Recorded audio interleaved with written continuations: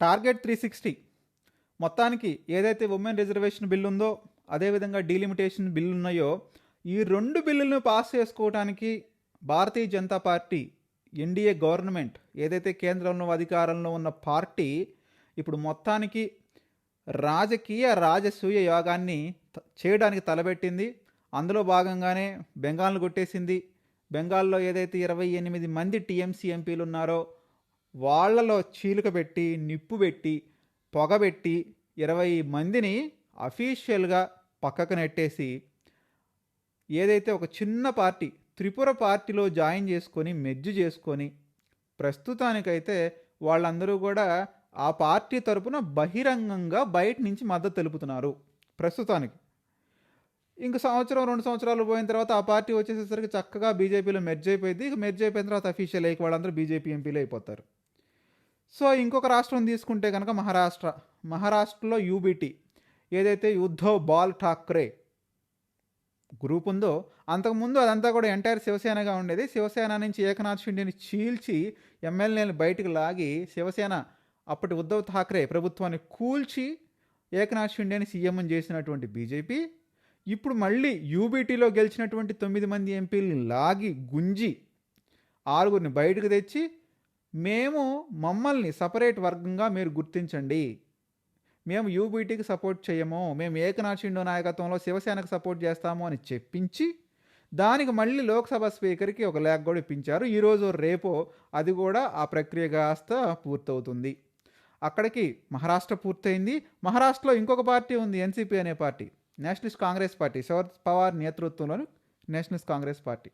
ఆయన కొడుకు ఉన్నటువంటి అజిత్ పవార్ నేతృత్వంలోని మరొక ఎన్సీపీ ఆల్రెడీ బీజేపీకి సపోర్టింగ్గానే ఉంది. ఇక ఇప్పుడు ఎన్సీపీకి ఎవరున్నారు? శరద్ పవారే కదా, ఆయన వయసు ఉడికిపోయింది, ఇక రేపు మాపు అన్నట్టుగా ఉన్నారు. కాబట్టి ఆ ఎంపీలను కూడా లాగేసుకుంటే అంతవరకు పూర్తయిపోతుంది. సుప్రియా సూలే అంటావా? ఇక ఎంపీలందరూ వెళ్ళిపోయిన తర్వాత సుప్రియా సూలే ఏం చేస్తుంది?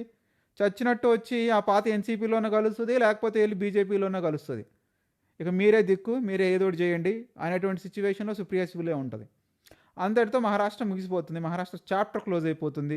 ఇక war between Congress and BJP ఇద్దరి మధ్య ఉంటుంది. ఇక కాంగ్రెస్ పరిస్థితి అంతంత మాత్రమే కాబట్టి అవుట్ రైట్ బీజేపీకి అధికారంలో ఉండబోతుంది మహారాష్ట్రలో.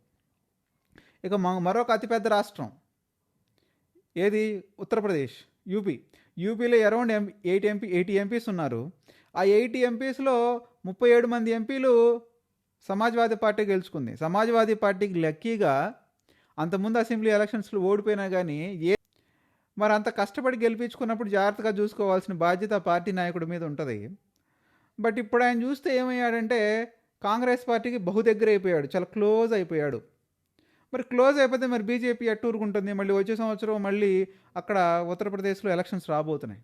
మరి ఉత్తరప్రదేశ్లో ఎలక్షన్స్ రాబోతున్నప్పుడు బలంగా ప్రాంతీయ పార్టీ ఉన్నప్పుడు కాంగ్రెస్ పార్టీ సహాయంతో సమాజ్వాదీ పార్టీ మిగతా చిన్న చితక పార్టీలన్నీ కలిపి మళ్ళీ లోక్సభలో ఏదైతే చేసినటువంటి ఫ్యాక్టరీ మళ్ళీ రిపీట్ చేయరని నమ్మకం ఏంటి? రిపీట్ చేస్తే ఆటోమేటిక్గా బీజేపీకి డ్రాబ్యాక్ అయిపోద్ది కదా. అసలే 10 years గవర్నమెంట్లో ఉంటారు, 10 years గవర్నమెంట్లో యాంటీ ఇన్కంబెన్సీ ఉంటుంది. మరి అలాంటి సిచ్యువేషన్లో యూపీని ఎందుకు వదిలిపెడతారు? 37 మంది ఎంపీలు స్వామి కార్యం స్వకార్యం అన్నట్టు ఈ 37 మంది ఎంపీలు అరౌండ్ ఒక 25 మందిని లాగేద్దాం అని అఫీషియల్గానే చెప్తున్నారు. అది పెద్ద దాచుకుంది ఏమీ లేదు, అఫీషియల్గానే చెప్తున్నారు 25 మందిని లాగేస్తామని. అది ఇయ్యాలో రేపో నెక్స్ట్ టార్గెట్ అదే. ఇయ్యాలో రేపో లాగేస్తారు, అసలు మాదే పార్టీ అంటారు, మేము ఆయన నాయకత్వాన్ని సమర్థించమంటారు, పక్కకి వెళ్ళిపోతారు, పార్టీని లాగేసుకుంటారు. ఇక మిగిలేదంతా 10-12 మంది ఎంపీలు. 10-12 మంది ఎంపీలతోటి ఇక ఆ పార్టీ ఇక నెక్స్ట్ ఎలక్షన్స్లోకి ఇంకేం బతికి బట్టగట్టుకుంటుంది? ఏదైతే బహుజన సమాజ్వాదీ పార్టీ మాయావతి అయిపోయిందో అదే సిచ్యువేషన్ రేపు సమాజ్వాదీ పార్టీకి కూడా రాబోతుంది. ఎవరన్నట్టు ఇక ఎప్పుడు కాకపోతే ఎప్పుడు అన్నట్టు ఎన్నాళ్ళు లేవు. ఇప్పుడు కనుక ఎంపీలను చీట్ చేశారంటే ఆటోమేటిక్గా రేపు వచ్చే శాసనసభ ఎన్నికలకు కూడా ఉపయోగపడుతుంది. శాసనసభ ఎన్నికల్లో ఉపయోగపడుతుంది, ఎంపీలు ఉంటారు. మళ్ళీ 2029 వరకు ఉంటుంది కాబట్టి గవర్నమెంట్ ఆటోమేటిక్గా బీజేపీకి మళ్ళీ ఎడ్జ్ ఉంటుంది గెలవటానికి. సో ఆ ఫ్యాక్టర్ వల్ల డెఫినెట్గా ఉత్తరప్రదేశ్లో ఎంపీలను చీలుస్తారు. లేదు కాదు అని ఇక ఎస్పీ నాయకుడు ఏదన్నా బతిమలాడితే బామాలితే మద్దతు ఇస్తాము, లేకపోతే మేము ఎప్పుడైతే ఈ తీర్మానాలను ప్రవేశపెట్టారో డిలిమిటేషన్ బిల్లు కానివ్వండి, ఉమెన్ రిజర్వేషన్ బిల్లు కానివ్వండి, అవి రెండు లోక్సభకు వచ్చినప్పుడు మేము గమ్మునుండిపోతాము. మమ్మల్ని సస్పెండ్ చేయండి. లేకపోతే అసలు మేము బాయ్‌కాట్ చేసేస్తాం. మేము అసలు సమావేశాలకే రాము. మాకెందుకు? అసెంబ్లీలు పెరిగితే మాకెందుకు? లోక్సభ ఎంపీలు పెరిగితే మాకెందుకు? అనేటువంటి సిట్యుయేషన్‌కి రాక తప్పట్లేదు సమాజ్‌వాదీ పార్టీ నాయకుడికి. ఇక మరో పక్కన చూసుకుంటే డీఎంకే. డీఎంకేలో కూడా 22 మంది ఎంపీలున్నారు. ఆ 22 మంది ఎంపీల్లో ఇప్పుడు సిట్యుయేషన్ చాలా వరస్ట్‌గా ఉంది డీఎంకేది. మనం చూసాం నీతి ఆయోగ్ సమావేశంలో డీఎంకేని కూడా పిలిచాడు ప్రధానమంత్రి మోడీ. ఎందుకు పిలిచారు? ఊరకేం పిలవలేదు. ఎందుకంటే ఈ లాబియింగ్ కోసం పిలిచాడు. మీరు మాతో డైరెక్ట్‌గా వచ్చి పొత్తు పెట్టుకోవద్దు, అలయన్స్ అవ్వద్దు. ఏదైతే ఉదయనిధి స్టాలిన్ చేసినటువంటి సనాతన ధర్మం మీద వ్యాఖ్యలున్నాయో ఒకసారి కాదు, ఆయన అసెంబ్లీతో సహా 2, 3 సందర్భాల్లో భీకరమైనటువంటి వ్యాఖ్యలు చేశాడు. అది హిందువుల మెదడులో ఉంది. కాబట్టి మీరు డైరెక్ట్‌గా మాకిప్పుడు సపోర్ట్ చేయొద్దు. ఇండైరెక్ట్‌గా సపోర్ట్ చేయండి. మీరు కూడా బాయ్‌కాట్ చేయండి సమావేశాలని. లేదా సస్పెండ్ అయ్యి బయటికెళ్ళిపోండి.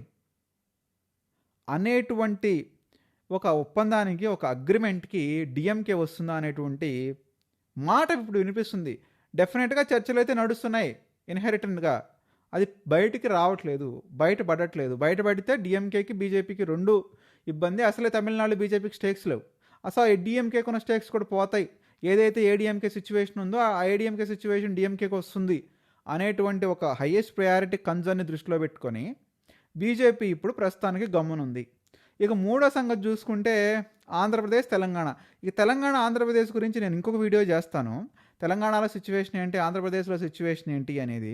ప్రస్తుతానికైతే ఈ బీజేపీ చేస్తున్నటువంటి రాజసూయ యాగంలో మొత్తానికి 367 మంది టార్గెట్, అరౌండ్ 330 ఎంపీస్ వచ్చేశారు.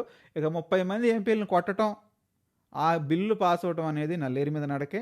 అది ఇహనో ఇప్పుడో, ఇక రాబోయే జులై వర్షాకాలం సమావేశాల్లోనే ఆ ప్రక్రియ కూడా పూర్తయిపోతుంది. అంటే పాలిటీషియన్స్, ఎంటైర్ కంట్రీలోని పాలిటీషియన్స్ అంతా మైండ్లో బ్లైండ్గా ఫిక్స్ అయిపోయారు. బీజేపీ బిల్లును పాస్ చేస్తుంది, బీజేపీ బిల్లును పాస్ చేస్తుంది, మనం అందరం రెడీగా ఉండాలి, ఉమెన్స్ని కూడా రెడీ చేసుకోవాలి, ఎవరెవరు ఎక్కడ పోటీ చేస్తారో, ఎన్ని నియోజకవర్గాలు అవుతారో, డబ్బులు అక్యుములేట్ ఎట్లా చేసుకోవాలో దాని మీదే చర్చ నడుస్తుంది ప్రస్తుతానికి. సో అది ఎన్నాళ్ళో పట్టదు, మ్యాక్స్ 1 మంత్లో ఆ ప్రక్రియ కూడా పూర్తయిపోతుంది.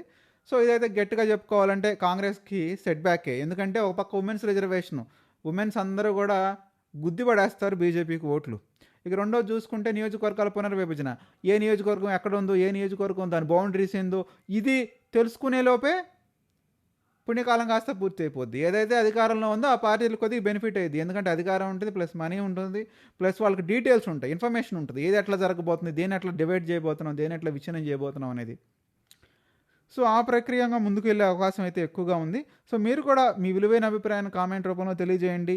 ఏదైతే టార్గెట్ 363 ఉందో దీన్ని మీరు సమర్థిస్తారా, వ్యతిరేకిస్తారా? ఈ తరహా రాజకీయాలు దేశానికి, అదేవిధంగా రాష్ట్రాలకి మంచిదా కాదా? ఇది ప్రజాస్వామ్యాన్ని ఉంచుతుందా, ప్రజాస్వామ్యాన్ని నిలబెట్టేలా లేదా?